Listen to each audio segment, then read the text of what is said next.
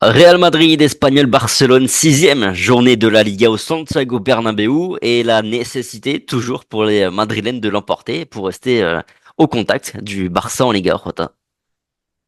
Ouais, rester au contact d'une équipe qui vient de perdre en Ligue des Champions et qui pourrait peut-être douter. Donc, oui, il faut rester au contact, espérer des faux pas de l'adversaire maintenant qu'on est derrière. Mais en premier lieu, effectivement, à domicile, il faut évidemment s'imposer à chaque fois, s'imposer. Hmm. Le Barça qui va jouer dimanche et qui va jouer Villarreal, l'une des autres équipes qui tourne bien en plus en ce début de championnat, donc ça peut être l'opportunité enfin de voir les Catalans lâcher quelques points. On espère. Bon, parlons plutôt nous d'abord de notre adversaire du week-end, l'Espagnol Barcelone, l'adversaire qui nous attend donc demain. C'est un promu. Ils sont remontés après bon, une seule année en Segunda, quoi. Ils ont fait l'aller-retour. 7 points en 5 matchs en Liga cette saison. Ils avaient commencé par deux défaites, donc très mal. Mais là, ils viennent d'enchaîner deux succès après avoir pris en plus un point au Metropolitano face à l'Atlético. Ouais, une équipe qui est en progression, de défaites, un nul et puis deux victoires. Donc forcément, il y a du mieux. C'est un peu souvent ça, hein, l'Espagnol ces dernières années. C'est une équipe qui est capable de faire le yo-yo malheureusement entre la Liga DOS et puis la Liga. Mais c'est une équipe qui a de très bons joueurs. L'Espagnol, c'est une équipe historique et qui a forcément toujours envie de rivaliser avec les gros. Ça prend des buts. Par contre, j'ai noté un seul clean sheet cette saison. C'était contre l'Atlético de Madrid en plus au Metropolitano. Mais sinon, ils ont encaissé à chaque match. Ouais, c'est une équipe jeune donc qui est un peu friable. Et c'est sûr que défensivement, il y a des difficultés. Ça date pas d'hier, mais il y a beaucoup de turnover. C'est aussi une équipe qui change souvent d'hommes et forcément pour avoir des automatismes, c'est un peu comme nous, comme pour toutes les équipes. Ça prend un peu de temps. Ça va mieux sur les derniers matchs, mais c'est sûr que ça encaisse pas mal. Hmm. Bon, en tout cas, on a gagné nos 10 derniers matchs au Bernabéu contre l'Espagnol. Donc, c'est un adversaire qui nous réussit bien, en tout cas, surtout à domicile, mais on va pas porter la poisse non plus. Attention. Parlons du Real.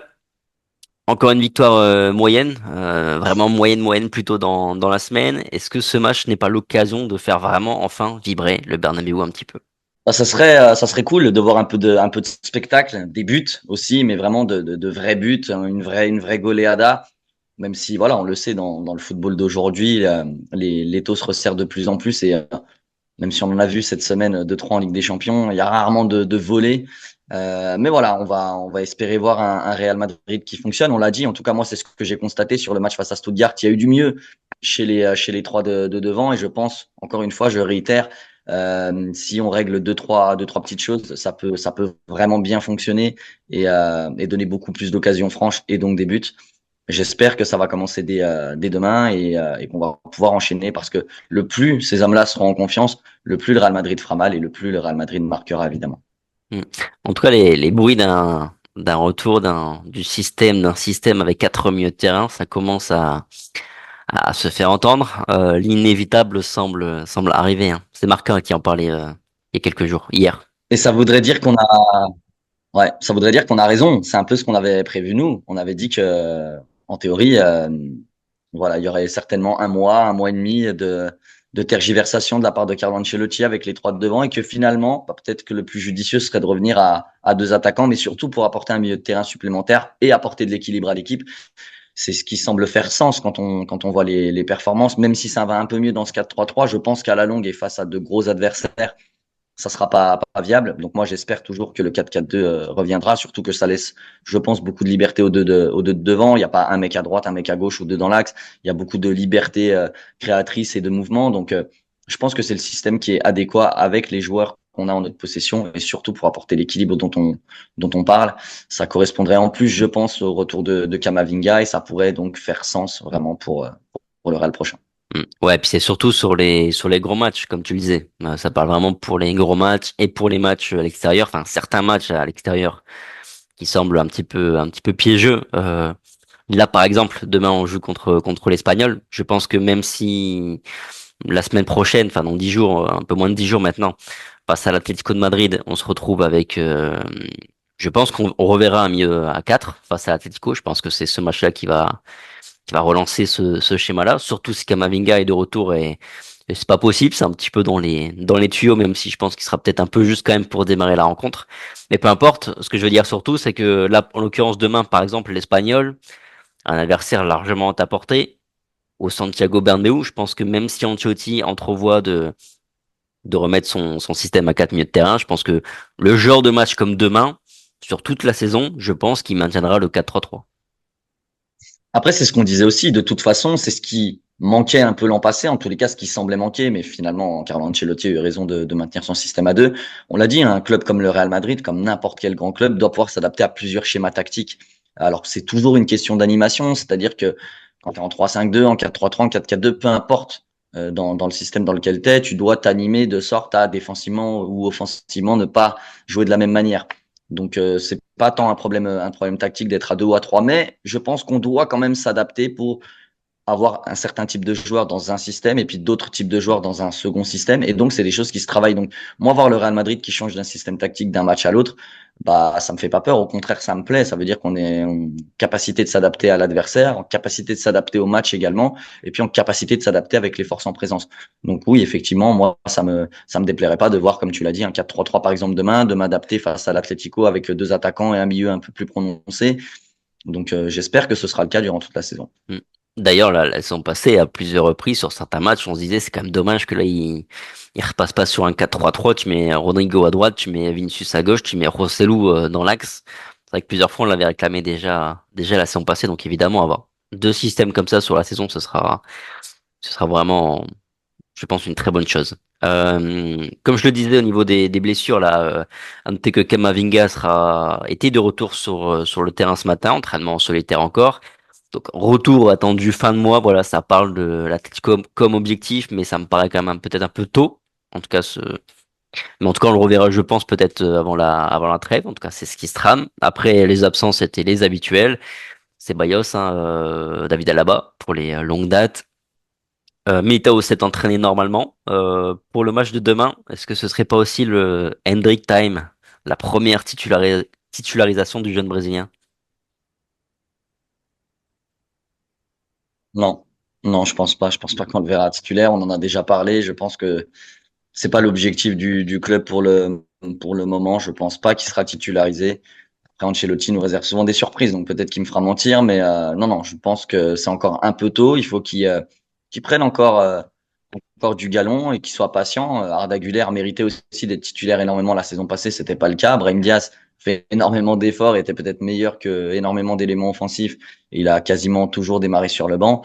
Donc c'est pas les deux buts en 23 minutes, même si c'est super de la part d'Hendrick et on s'en réjouit tous, qui feront qu'il va être titularisé demain. En tout cas, moi j'y crois pas. Hmm.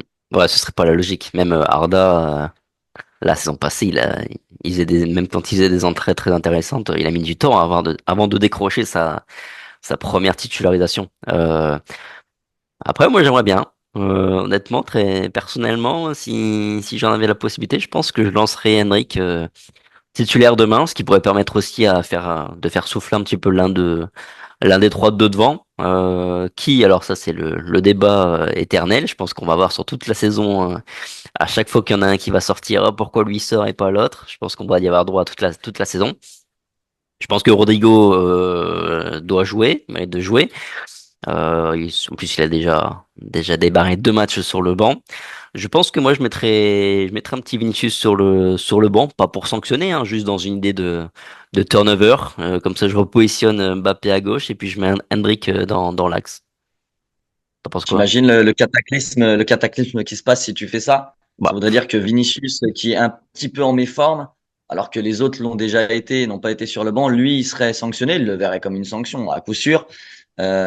Et puis Hendrick qui est titularisé. Non, bon, pour moi, c'est prendre beaucoup trop de risques dans ton vestiaire que de faire ça. J'y crois absolument pas une seule seconde.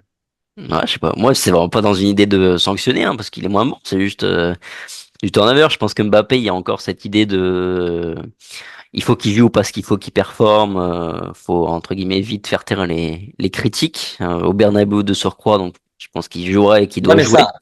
Mais ça, ok, mais Vinicius, il le prendrait ultra mal. je Vinicius, pense. il est à l'aube de prendre un ballon d'or. Lui, tu lui dis non, c'est pour te faire souffler. Moi, je suis Vinicius. La réponse que je te donne, c'est pourquoi Mbappé il soufflerait pas. Il est meilleur que moi. Qu'est-ce qu'il fait de plus?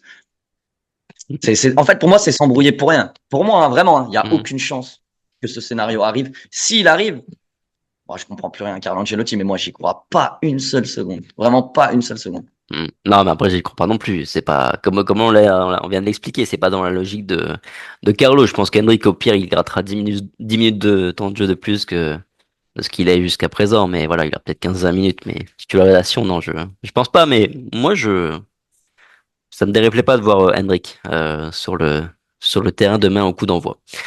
Quel 11 du coup, tu vois? Évidemment les trois de devant, ensuite au milieu de terrain en défense. Retour à du classique ou ça fait souffler peut-être un peu les latéraux? Non, je pense que face à l'Espagnol, il y aura un maintien. Ah, peut-être aller, peut-être Fran Garcia, mais ouais, allez, peut-être Fran. Mais moi, je pense que Carvajal retrouvera son poste de latéral. Rudiger, Militao dans l'axe. Fran ou Mendy, du coup à gauche. Les trois de devant, tu l'as dit. Et puis au milieu de terrain, on fait des Valverde, Bellingham et Aurélien Tchouaméni. Je pense que ça me semble assez classique. Je pense qu'il va maintenir ce type de 11 à domicile pour encore gagner en automatisme au niveau de son 11. Ouais, c'est ce que j'avais aussi en tête. Fran Garcia, je pense. Un changement de la latérale, Lucas Vazquez il a joué plutôt dans la semaine, donc ouais, un petit Fran Garcia, je vois bien ça comme unique changement. À noter qu'on a deux matchs consécutifs là au Bernabéu, parce qu'on joue l'Espagnol, après on joue à l'Aves mercredi. Donc, tu vois, on parle un petit peu là de Vinicius Mbappé. Tu mets Vinicius sur le banc sur ce match-là, puis tu mets Mbappé sur le banc après, mercredi, comme ça, tout le Ouais, tu monde, cherches les problèmes, tu cherches tout, les problèmes avec eux. tout le monde est go, mais évidemment, il le fera pas. On restera. Les deux vont jouer les deux matchs titulaires et puis basta. Bon, dites-nous vous dans les commentaires un peu le 11 que vous aimeriez voir demain face à l'Espagnol. Merci Rota, merci à tous d'avoir regardé la vidéo. Prenez soin de vous, passez un bon week-end et puis on se retrouve bah, évidemment demain soir pour le débrief. Allez, bon week-end, ciao.